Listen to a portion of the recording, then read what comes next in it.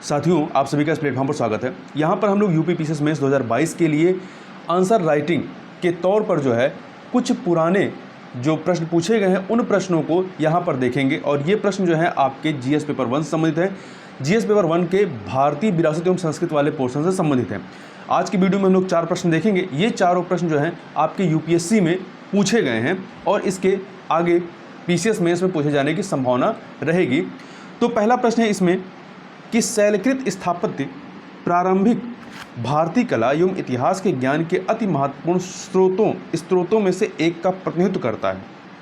मतलब जो भारतीय कला एवं इतिहास में कई सारे स्रोत हैं, उसमें से एक स्रोत के रूप में शैलकृत स्थापत्य है। इसकी हमें विवेचना करनी है। तो इसके उत्तर में आप देखें तो देखिए, प्राचीन भारतीय कला संस्कृति एवं इतिहास, प्राचीन भारतीय कला संस्कृति एवं इतिहास को ज्ञात करने के स्रोतों में शैलकृत स्थापत्य का अपना एक महत्वपूर्ण स्थान है। मध्य पाषाण काल, आप केवल मध्य पाषाण काल याद रखिए, ये टाइम पीरियड आपको याद रखने की जरूरत नहीं है। मध्य पाषाण काल की कुछ गुफाएं विंध्य मेखला के अंतर्गत मिर्जापुर के निकटवर्ती कैमूर पहाड़ी में प्राप्त हुए हैं। इन गुफाओं में आखेट एवं सामूहिक नृत्य गान से संबंधित अनेक शैलचित्र बने हैं, जिससे यहाँ लोगों के सामूहिक निवास के संकेत मिलते हैं। चाहे तो आप इन चीज़ों को पॉइंट वाइज भी लिख सकते हैं और चाहे तो छोटे छोटे पैराग्राफ बना करके। अगला है इसमें प्रागैतिहासिक काल के अनेक शैलाश्रय जो हैं वो मध्य प्रदेश के भीमबेटका, पंचमढ़ी एवं आदमगढ़ में प्राप्त हुए हैं। भीमबेटका में इनकी संख्या लगभग 600 है। माना जाता है कि जंगली जानवरों और प्राकृतिक आपदा से बचने के लिए पाषाणकालीन मनुष्य जो थे वो इन शैलाश्रयों में निवास करते थे। इसका प्रमाण इन गुफाओं के अंदर बड़ी संख्या में बने रंगीन शैल चित्र हैं। पहाड़ों को काटकर उनमें निवास करने योग्य गुफाओं का निर्माण जो है ये मौर्य काल में आरंभ होता है। इस फैक्ट को याद रखिएगा, मौर्य काल में आरंभ होता है। सम्राट अशोक ने आजीविक संप्रदाय के लिए बिहार में गया के निकट बराबर पहाड़ी में 3 गुफाएं, मुख्यतः 3 गुफाएं हैं। सुदामा गुहा, कर्ण चौपड़ गुहा और विश्व झोपड़ी गुहा का निर्माण कराया। यहीं पर नागार्जुनी पहाड़ी पर अशोक के पौत्र दशरथ ने लोमस ऋषि गुहा तथा गोपी गुहा बनवाया। यह गुफाएं शैलकृत स्थापत्य प्रारंभिक भारतीय कला एवं इतिहास के स्रोतों में महत्वपूर्ण स्थान रखती हैं। अब यदि मौर्योत्तर काल की बात करें तो मौर्योत्तर काल में चेदी वंश के शासक खारवेल ने भुवनेश्वर के निकट उदयगिरी की पहाड़ियों पर हाथी गुम्फा का निर्माण कराया। किसने? राजा खारवेल ने। यह अपनी विशिष्ट बनावट से जहां स्थापत्य कला के क्षेत्र में विशेष स्थान रखता है, वहीं यहां प्राप्त खारवेल का अभिलेखीय भारतीय इतिहास के स्रोत के रूप में अति महत्वपूर्ण माना जाता है। कैसे? इसमें ये जो आपका हाथी गुम्फा है, इसमें खारवेल के शासनकाल के 13 वर्षों का क्रमबद्ध विवरण प्राप्त होता है। इसी काल में पश्चिमी घाट की पहाड़ियों में अनेक चैत्य गुहा मंदिरों के निर्माण हुए, जिनमें कार्ले चैत्य प्रमुख हैं। दोनों तरफ सीधी रेखा में बने स्तंभों की पंक्तियां काले चैत्यगृह को शैलकृत स्थापत्य कला में विशेष स्थान प्रदान करती हैं। देखिए, इतिहास और कला की दृष्टि से सर्वाधिक महत्वपूर्ण स्थान जो है वो पश्चिमी भारत में स्थित अजंता, एलोरा, भाजा, नासिक और कान्हेरी गुफाओं का है। अजंता की कुल 29 गुफाओं में से वर्तमान में मात्र 6 शेष हैं। इनमें से अधिकांश चैत्य विहार अथवा स्तूप के रूप में बौद्ध धर्म से संबंधित हैं। ठीक है, तो अजंता की अधिकांश गुफाएं जो हैं किससे संबंधित हैं? बौद्ध धर्म संबंधित हैं। यूनेस्को ने इन्हें विश्व विरासत स्थल घोषित किया है। यह गुफाएं अपने शैल चित्रकला के लिए विश्व में प्रसिद्ध हैं। भाजा में 2वीं शताब्दी ईसा पूर्व की 22 गुफाएं प्राप्त हुई हैं। सभी का संबंध बौद्ध धर्म और संस्कृति की सहिष्णुता से, जो भारतीय इतिहास और समाज की पहचान है, सहिष्णुता। राष्ट्रकूट शासकों द्वारा निर्मित एलोरा की गुफाएं बौद्ध, जैन और हिंदू तीनों धर्मों से संबंधित हैं। इस प्रकार से इसमें हमने देखा कि किस प्रकार से शैलकृत स्थापत्य जो हैं वो प्रारंभिक भारतीय कला एवं इतिहास के स्रोत के रूप में महत्वपूर्ण है। तो ये प्रश्न हमें 150 शब्दों में लिखना है। इसमें आपको फैक्ट ज़्यादा है, आप अपने हिसाब से इसमें फैक्टों को कम कर लेंगे। अगला है, भारत में बौद्ध धर्म के इतिहास में पाल काल अति महत्वपूर्ण चरण है। विश्लेषण कीजिए। पाल वंश के शासकों ने लगभग 400 वर्षों तक बंगाल से लेकर के जालंधर, कन्नौज, उज्जैनी और उत्तर में हिमालय से लेकर के दक्षिण में विंध्य पर्वत तक शासन किया। अधिकांश पाल शासक जो थे वो बौद्ध धर्म के अनुयायी थे। देखिए, गुप्त शासन काल के बाद हूणों के आक्रमण से कमजोर पड़ चुके बौद्ध धर्म को पाल शासकों ने पुनर्स्थापित करने का कार्य किया। इस काल में विशेष रूप से बौद्ध धर्म की वज्रायन शाखा का विस्तार हुआ। अब बौद्ध धर्म के प्रसार के लिए पाल काल में जो कार्य किए गए, उन कार्यों को आप पॉइंट वाइज लिख सकते हैं। ठीक है, ये बना के हेडिंग बौद्ध धर्म के प्रसार के लिए किए गए कार्य। अब इसके बाद पॉइंट वाइज लिख सकते हैं। पहला पॉइंट, पाल वंश के शासकों ने बंगाल और मगध के अधिकांश भाग में चैत्यों एवं बिहारों का निर्माण करा करके बौद्ध धर्म को एक बार पुनः जन जन तक पहुंचाने का कार्य किया। दूसरा पॉइंट, इनके शासन में, पाल शासकों के शासन में अनेक विद्यालयों एवं बिहारों की स्थापना कर शिक्षा एवं विद्या के प्रसार का प्रयास किया गया और इस वंश के संस्थापक शासक गोपाल ने बिहार शरीफ में उदंतपुर में विशाल महाविहार विश्वविद्यालय का निर्माण कराया। उदंतपुर विश्वविद्यालय का, जो बौद्ध धर्म के अध्ययन अध्यापन के लिए काफ़ी प्रसिद्ध था। तो इस प्रकार से भी इसका प्रसार होता है। तीसरा पॉइंट, गोपाल का पुत्र धर्मपाल इस वंश का न सिर्फ महान योद्धा और विजयी शासक हुआ, बल्कि बौद्ध धर्म के प्रति विशेष अनुराग के कारण उसे अधिक लोकप्रियता मिलती है। इसने अर्थात धर्मपाल ने बिहार के भागलपुर में गंगा के किनारे विक्रमशिला महाविहार का निर्माण कराया, जो बौद्ध दीक्षा विद्या का बड़ा केंद्र बना। चौथा पॉइंट, धर्मपाल की तरह उसका पुत्र और उत्तराधिकारी देवपाल भी बौद्ध धर्म का अनुयायी था। इसने विक्रमशिला और नालंदा दोनों महाविहारों को अनुदान देकर आगे बढ़ाने का कार्य किया। पांचवा पॉइंट, धर्मपाल ने अनेक महाविहारों, चैत्यों तथा संघारामों का निर्माण कराया। इस वंश के एक अन्य शासक महिपाल ने सारनाथ में कई चैत्य बनवाए तथा धर्मराज का स्तूप का पुनरुद्धार कराया। तो इस प्रकार से निष्कर्ष रूप में आप कह सकते हैं कि अधिकांश पाल शासक बौद्ध धर्म के अनुयायी थे, किंतु हिंदू धर्म के प्रति उनका कोई विरोध ना था। उन्होंने ब्राह्मणों को दान दिए और मंदिर बनवाए। पाल शासकों की इस सहिष्णुता ने बौद्ध धर्म को लोकप्रियता का नया आयाम प्रदान किया।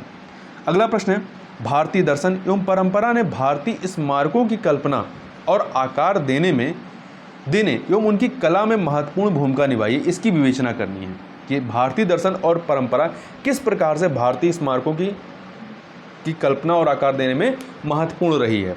तो देखिए, किसी भी निर्माण अथवा सृजन से संबंधित क्षेत्र के दर्शन एवं परंपरा का महत्वपूर्ण योगदान होता है। किसी भी निर्माण अथवा सृजन में संबंधित क्षेत्र के दर्शन एवं परंपरा का महत्वपूर्ण योगदान होता है। मतलब जहाँ पे निर्माण हो रहा है तो वहाँ का जो कल्चर वगैरह होगा उसका उस निर्माण कार्य पे प्रभाव पड़ता है। देखिए, भारत में निर्मित स्मारकों में इस तत्व को प्रमुखता से देखा जा सकता है। हड़प्पा सभ्यता की बात करें तो हड़प्पा सभ्यता की नगर संरचना, सार्वजनिक स्नानागार एवं धार्मिक प्रतीकों में तत्कालीन दर्शन एवं परंपराओं की स्पष्ट झलक मिलती है। यहाँ के निवासियों का सामाजिक और आर्थिक जीवन बहुत उन्नत था। इस तथ्य को यहाँ प्राप्त पक्की ईंटों द्वारा योजनाबद्ध ढंग से निर्मित मकानों, अन्नागारों, सार्वजनिक स्नानागारों, चौड़ी सड़कों और उनके दोनों तरफ बनी पक्की नलियों से समझा जा सकता है। इसी प्रकार से भारत में स्मारकों का निर्माण मुख्य रूप से 6ठी शताब्दी ईसा पूर्व में बौद्ध और जैन धर्म के प्रचार प्रसार के साथ आरंभ होता है। बौद्ध भिक्षुणियाँ जिस उद्यान में ठहरते थे उसे संघाराम अथवा विहार कहा जाता था। संघाराम में कुछ स्थल चिंतन मनन अथवा ध्यान के लिए निर्धारित थे, जिसे चैत्य कहा गया। यही चैत्य आगे चलकर के महायान एवं वज्रयान के पूजा स्थल के रूप में परिवर्तित हो गए। प्राचीन भारत में नालंदा, श्रावस्ती, मथुरा, सारनाथ, कुशीनगर तथा वैशाली में विशाल संघाराम थे, जिनके भग्नावशेष आज भी विद्यमान हैं। बुद्ध के महापरिनिर्वाण के पश्चात उनके भस्मावशेषों पर स्मृति स्मारक के रूप में कुशीनगर, वैशाली, पावा, राजगिरी, कपिलवस्तु, अलक्कप, रामग्राम और बैठदीप में महास्तूपों का निर्माण हुआ। इस आस्था और दर्शन के मद्देनजर मौर्य शासनकाल में स्तूपों के निर्माण की परंपरा आरंभ हो गई। बौद्ध ग्रंथों के अनुसार सम्राट अशोक ने 84,000 स्तूपों का निर्माण कराया था।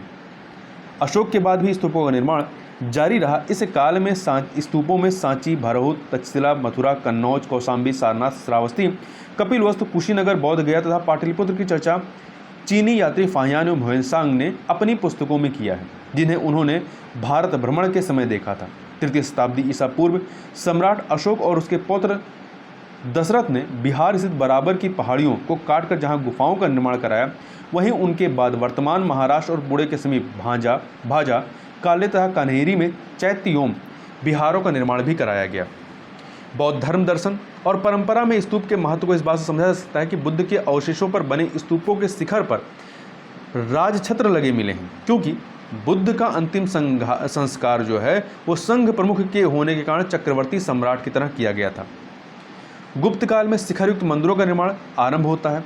स्तूप की भांति यहाँ भी परिक्रमा स्थल थे। उत्तर भारत में नगर के अंदर नागर शैली तथा दक्षिण भारत में सामान्यतः नगर से बाहर निर्मित द्रविड़ शैली के मंदिरों का निर्माण हुआ।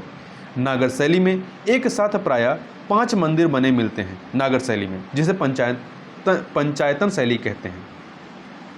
द्रविड़ शैली के मंदिरों का निर्माण दक्षिण भारत में पल्लव, चालुक्य, राष्ट्रकूट, पांड्य, होयसला तथा चोल शासकों ने कराया। विशाल प्रांगण में बने इन मंदिरों के शिखर पिरामिड जैसे होते हैं। इन मंदिरों में दक्षिण भारत की परंपराओं एवं दर्शन का अद्भुत मिश्रण दिखाई देता है। अगले प्रश्न पर चलते हैं।